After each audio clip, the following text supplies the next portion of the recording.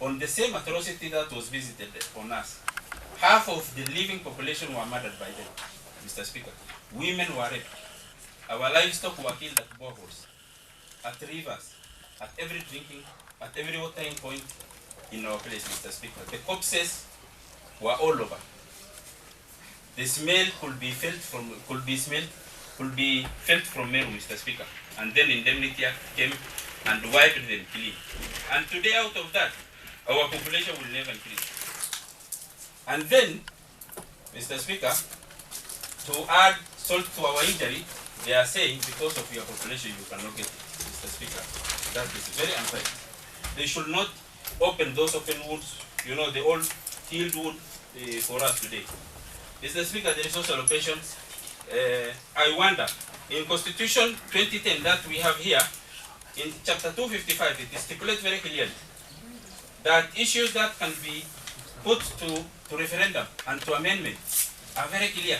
I don't know why resource allocation should be done here. The other time they tried at the Senate and National Assembly, it failed. And that is why they are bringing it here. Mr. Speaker, they are trying every possible way to strip us of the resources that we were given by the old constitution. This is the best constitution. 2010 is ever the best constitution for this country. And Mr. Speaker, it cannot be watered down by documents like BBI, which is only meant to make some people access power when Kenyans refuse with their votes. When Kenyans refuse to vote them in. Mr. Speaker, let's do the best for our country. Our conscience should guide us. We are the leaders of today. And the BBI will never come again. Maybe this is the only time we stand to be accountable, Mr. Speaker. Every one of us will carry its cross. Your conscience should guide you about this. And I urge the members to oppose it. It is not better for you. It is not better for your children. It is not better for the population of Isiolo County. It will only take away the gains that and development that we made during the evolution. Thank you, Mr. Speaker. Asante Mheshimiwa Speaker. Nachukua nafasi hii kusupport hii bill ambaye ni historia kwa Kenya, kwa taifa mzima. Bill ambaye ameangalia interest ya wale ambaye tuko grassroots. Bill ambaye ameongeza devolution kutoka 15% to 35%. Bill ambaye ameangalia interest ya wanyonge ambaye kina mama wale disable. Bill ambaye ameangaliwa sana kindani kwa kila upande. Nafikiri Mheshimiwa Speaker, kama hii committee, nashukuru sana Secretariat ya County Assembly pamoja na legal. Tumekalia sana hii bill karibu siku 3 na tumesoma items by items. Wale ambaye si wanasheria tulichukua wanasheria, tumeelimishwa sana.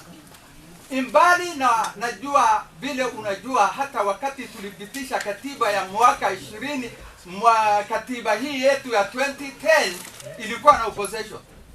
Hakuna kitu ambaye haina opposition. Na tukiangalia sana kindani, voice ambaye inatoka kwa mahali ni voice ambaye ni ya opposition. Lakini hii bill kulingana na ile draft ambaye imekuja mbele yetu Mheshimiwa Speaker, tunaona ni bill ambaye ameangalia nchi kwa laja, ni bill ambaye amewezesha hii taifa tukaribiane. Vile wote mnajua tulikuwa na uhasama baada uchaguzi kila mwaka. Ulikuta hii mambo ya BBI ilikuja kwa sababu ya kuleta Wakenya pamoja. Bill ambaye imekaliwa sana na wale wa opposition na wale ambaye wako kwa serikali. Wameangalia interest ya hii taifa kwa kila upande, wameangalia interest ya sehemu ambaye kama mfano sehemu ya jamii ya wafugaji kama sehemu yetu ambaye kulikuwa na dosari fulani. Ninakubali ama nikubaliane na members wakubaliane na mimi, ule mtu ambaye ameleta hii draft ilikuwa mtu ambaye imetoka sehemu ambaye jamii ya wafugaji, ambaye baada imeangalia na wataalamu mahali ambaye kulikuwa na dosari imeweza kurekebishwa. Mheshimiwa Spika, najua sisi tunasemanga kimila, hata utamu ya sukari kisi kila mtu atasema hii ni utamu, utakoza mtu atasema hii ni uchungu, lakini sisi kulingana na sisi kama komiti hii tumeangalia hii bill, na hii bill ni ya taifa mzima. Hata kama kuna dosari kidogo, hakuna kitu ambaye inaweza kuwa 100% kitu ambaye imefanywa na binadamu. Hata mahali kidogo ambaye kulikuwa na dosari, hii ni exercise ambaye ni ya taifa mzima. Ni exercise ambaye ni 47 counties ya Kenya.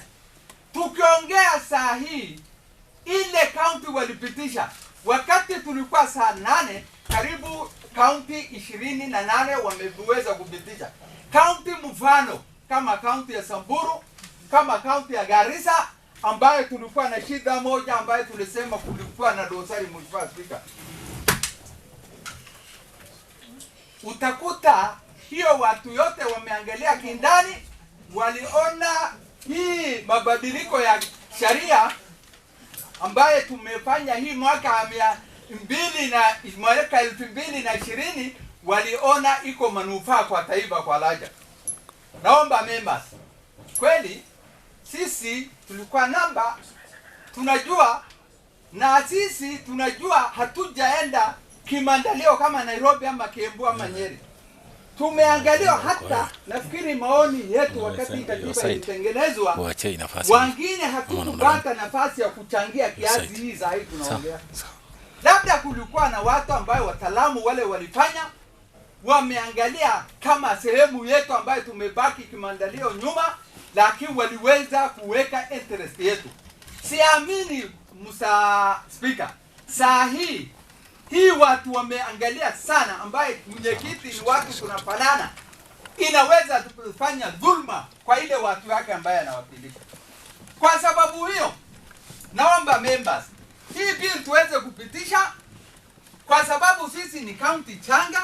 Ninajua serikali yetu atatuangalia, na ni serikali yetu ambaye kila upande ni bill ambaye imeweza taifa nzima pamoja. Naomba hii bill iko manufaa. Hebu imagine saa hii, si ajabu vile tuko wawili ama watatu waende watuwakilishe taifa kwa National Assembly, kwa sababu athari lazima imeingizwa, minority imeangaliwa, na vile mambo ambayo tunasema one shillings, kweli hii ni taifa,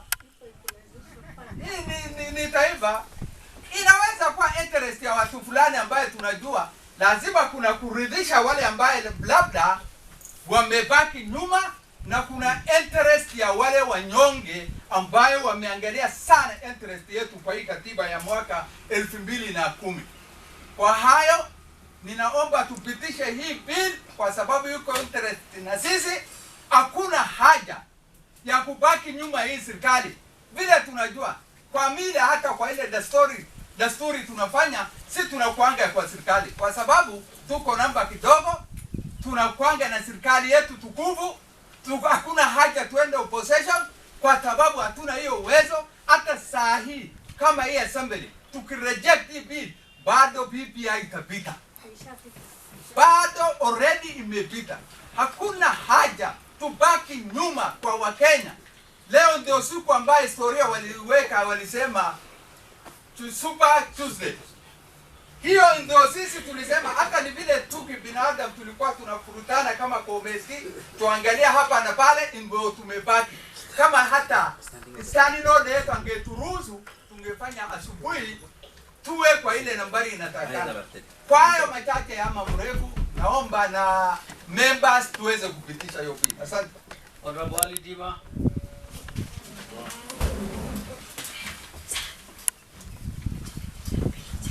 Thank you, Mr. Speaker. I vehemently stand to support the motion, the bill, because, Mr. Speaker, me, I don't like to seek any relevance. I don't like to have any popularity in this matter. This matter is very vital to our people, to the whole country, because the history will tell where we have come from as Kenyans. The BBI, as it entails, it talks about building bridges Bridges Initiative. It's about Kenyans, not about, accounting and so on. That what we want is a unity. That's why we have Honorable Raila Odinga and Honorable Kenyatta. They have shaken hands. The fruit of this divide is as that for that one because of that handshake. You have seen Kenya how it was before. We don't, live in, island. We are Kenyans. When other Kenyans are affected because of the war, because of the clashes, because of everything, what happened to Lori? What happened to Nairobi initially? As of today, after handshake, we have seen the peace and coexistence among different communities. That's why they have thought of now having team of experts, the task force. Look at those, they are credible people, people of high integrity. The late Yusuf Haj and others. They have come up with, this bill. They are not fools. Not everybody can tell that those people they are fools. They have done enough research. They have gone around the country. We are one of the counties that have been visited. We have seen for ourselves. We have contributed. There's no time that we can say that everything that has been said can be considered. There must be, we need to balance. When somebody talks about, for example, a county like Kiambu without population, and then you make it a comparison with a county like Lamu, in terms of revenue allocation, surely, let us not run mad. We must make sense when we are talking. Because they are also Kenyans and the rest. When some of them, they have not even seen the single allocation for CDF bursary education, people getting 500 shillings. Here we're enjoying 5,000. That is double. These are the things that we need to consider. Let us not be selfish also. We need to consider other Kenyans. Yes, Isiolo County is protected. Isiolo constituency in the south is protected. These are the fruits of, these people you have seen, the Baba and the rest. They have done a great for us. Let us not just do blames. Let us see and focus something that is ahead of us. Otherwise, we are only elected here. Unconstitutional, by the way. Today, this government, they have cared for us. That's why we are supposed to have constitutional, we are supposed to be 15. We have been protected. These are the things that we need to think about it. Isiolo South, the operation of this. We need to think about it. The issue of revenue allocation was being debated in the Senate. You have seen the long overdue, how people they have passed through that process to ensure that we are getting something. It's not as if the matter of a day that people pass this bill. People don't hold it. They have looked all avenues. We have so many contracts. We have got so many educated people, professionals. They have seen into this. So that when it didn't come, I don't take it as personal as a county. I see it as a country, and then narrow down to counties. There are something Buddhist we have seen in this. The inclusivity is one of them. We have seen the 35% that we're talking about. Is something that we need to look into. So, Mr. Speaker, that if I look at this bill, there is also the issue of youths that have been taken care of. Yeah, it is there. They are saying that the youth, as this proposed bill, that there's a safeguard for entrepreneurial spirit. There's some involvement in terms of governance. Youth running their own affairs. All these are the factors that we need to consider. Mr. Speaker, may I say that for those of us who say no to it, yes, we have that reservation, but I seek everybody to support it because we don't like to be even outside the government. We need to learn from history. We are talking about, the year back 1963, when we have been under, emergency. All those things have been addressed by TJ, ACID Commission. It is there. That's why Baba is always fighting for that. We need to appreciate that because we need to learn from the past. Not only dwelling that we just put some small marks to say that these are the issues. No, these are Kenyans. The president loves his people. He also his people. Prime Minister loves his people. Everybody, even the leadership. May I say that this matter is ahead of us, is very critical. Let us not just oppose for the sake of opposing, but we support, such that also we also see the gains that we have made. Mr. Speaker, protection of constituencies. As per the proposed, one of the constituencies that are protected is Isiolo County, among others which include Tana River, Lamu, and the rest. Yeah? Why? It's as a result of this initiative. As a result of this initiative. Otherwise, it would have been non-existence. Let us not take political line as far as this matter is concerned. Because if you go by that, surely, with few number we have, we become even more vulnerable. If the past has done much to us, let us now try to. And I really thank Kakamega County. I've seen, not Kakamega, the Western region. You have seen all the governors from that region, the Vihiga, Kakamega, and the others. They come together. The senators, all the leadership. They come together, they have seen, they have learned their document. But us, before pointing to people, let's point to ourselves. Have we sat down as a leadership of this county to see these critical issues? Let us get that. Everybody is learning from one another. Those are the problem that we create among ourselves. Otherwise, if all leadership would have, the senators, the governors, the MCAs, the elected women rep and the rest would have come together before, we didn't have this kind of, wrangles. But otherwise, we have learned this thing individually. The committee have passed through this process. Collectively, we have come together and we have seen this document is very important for us. And today I stand here to say that I fully support this document. Honorable Ajira.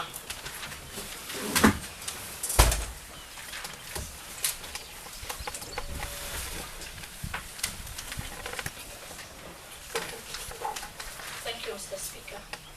Mr. Speaker, I stand to support the proposed bill. Mr. Speaker, as a member of Jubilee,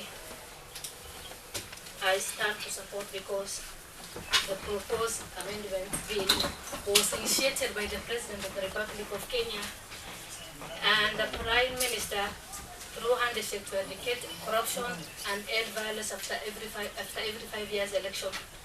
Mr. Speaker, I support the proposed bill because I am a woman nominated representing gender, and I want the proposed bill captured with that gender role principle, and I must support because recently, if you see before the Chief Justice retired, we are about even, the President has been advised to dissolve the Parliament. So, and the proposed bill is assisting us to capture the third gender role.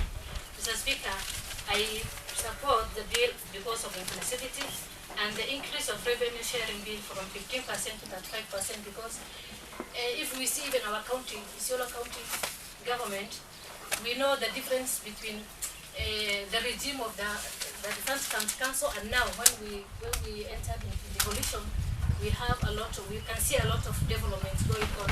So because of that, we must appreciate that increasement from 15 to 35%. About the 70 additional constituency, which is creating some disagreement in this proposal, Mr. Speaker, we need